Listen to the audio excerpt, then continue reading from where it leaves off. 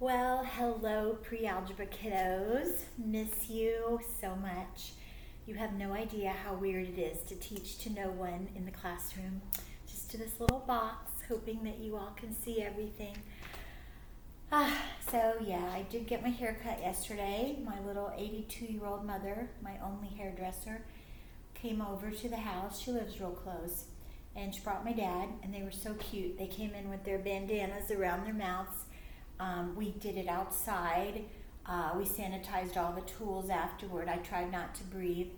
And it was so funny. My dad was like, "Oh, honey, you're cutting it too short. She doesn't wear it that short." And then, of course, my mother, "Well, I can't glue it back on now." So here we have it. Anyway, so the story of Mrs. Park's life. But let's proceed with lesson 96. So this lesson is on geometric measures with radicals. Okay, so we're going to start off with a square, okay? And sometimes the sides are going to be square root of some number, okay? And they're not always going to be 3 by 3 or 5 by 5. Let's say that this side is radical 3. So if I want to find the perimeter here, all right, what will I do? Well, 4 times radical 3, correct? 1, 2, 3, 4 sides times radical 3. You want me to prove it to you? Radical 3 plus radical 3 plus radical 3 plus radical 3. 4 sides, correct? So the implied 1 plus 1 plus 1 plus 1, 4 radical 3s. All right, and we would say units because maybe it's centimeters or inches. Now if we wanted to find the area, okay, what would we do? Well, area is side squared, isn't it? So radical 3 squared, radical 3 times radical 3, well, that's radical 9, which is 3 units squared, okay? And try to get that shortcut that if you multiply a radical by itself, the radicand comes out, all right? But I showed it to you just in case you forgot. So then let's look over here at a right triangle. And it's given a leg of 1 and another leg, the longer leg, radical 3. Okay, so let's plug in. Let's find, first of all, the length of the hypotenuse, which we would have to do with the Pythagorean theorem. Oh, I'm so glad you said that.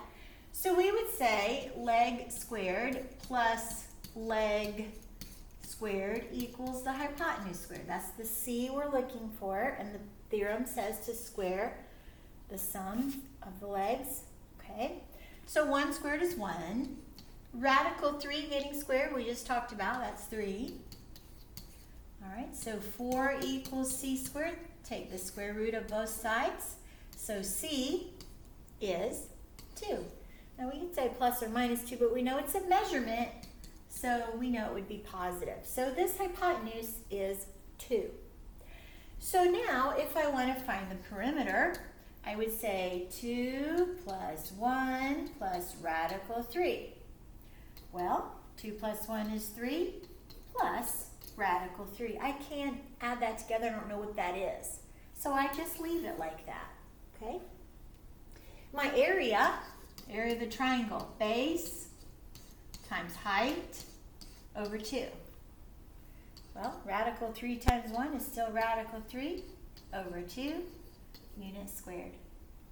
All right? So, let's also look at example 1. And this one, we have a drawing, okay? So it's on the grid here. It's going to take me a moment to plot this. So we're at 0, 4. We're at 3, 1. We're at 5, 3, be about right there. And we're at 2, 6. 1, 2, 3, 4, 5, 6. Okay. All right, so this rectangle,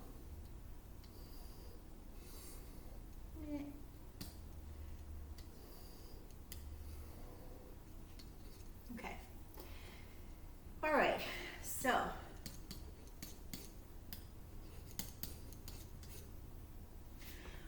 if I want to find the perimeter and the area of this rectangle, I need to find what these sides are, don't I? So what I suggest is that you drop down perpendiculars, okay, make a right triangle, and then consider that your hypotenuse. Now this is, let's see, 1, 2 units, and this is 2 units. Oh, how wonderful. It's a 1 to 1 to radical 2. Remember that relationship? So we know that this is 2 radical 2. All right, so that means this side is as well, isn't it? All right, now this one, I'm going to drop down the perpendicular here and drop the perpendicular here, made a right triangle. This is 3 units. This is 3 units. How nice. Again, a 3, 3, 3 radical 2, right? The relationship 1 to 1 to radical 2. It's a special right triangle. All right, so now I have all of the dimensions. So for the perimeter, everything's in radical 2. So I have like terms. It's like saying 3x plus 2x plus 3x plus 2x. Well, it's not x, it's radical 2.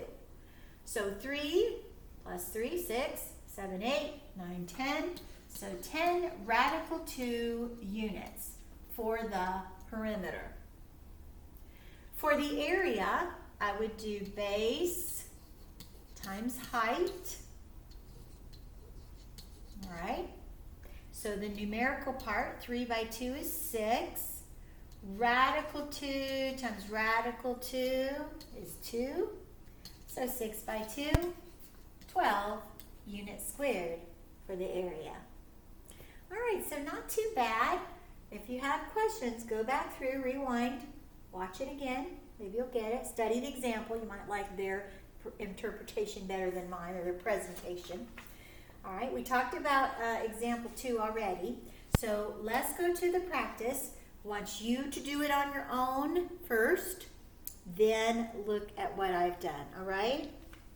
So stop the tape, come back and see me in a bit.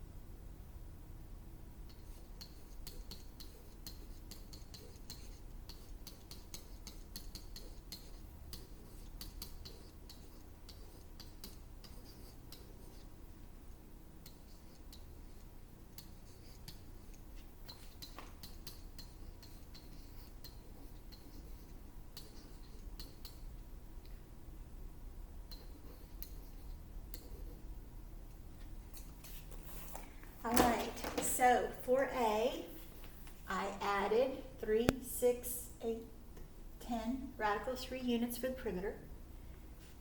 Base times height, so 3 by 2 is 6, radical 3 by radical 3 is 3, 18 units squared. For B, I used the Pythagorean theorem to find the hypotenuse. So 2 squared plus radical 5 squared is c squared. 4 plus 5 is c squared. So 9 equals c squared. I took the square root of both sides and got 3. So 3, 4, 5 plus radical 5 is the perimeter. I cannot combine them. They're not like. And then radical 5 times 2 over 2. It's a triangle, right? So area, base times height over 2, gave me radical 5 units squared for the area. For C, this I plotted 0, 2, 2, 0, 0, negative 2, and negative 2, 0. Okay, so I realized that this is a 2 by 2, and so this is the hypotenuse, so it's 2 radical 2 on each side. So 2, 4, 6, 8 radical 2's would be my perimeter. 2 radical 2 times 2 radical 2, 2 by 2 is 4. Radical 2 times radical 2 is another 2, so 8 units squared. For D, I plotted and I realized this was a 1 by 2. When I dropped down my perpendicular here, I used the Pythagorean theorem to find this diagonal. And it was the same, so it's a square, it's a rhombus, all right? So then once I have this, then 4 radical 5's for my perimeter, and radical 5 times radical 5, side squared, or base times height, 5 units squared. All right, so we conquered this lesson. Best wishes. We'll talk to you soon. Have a great day.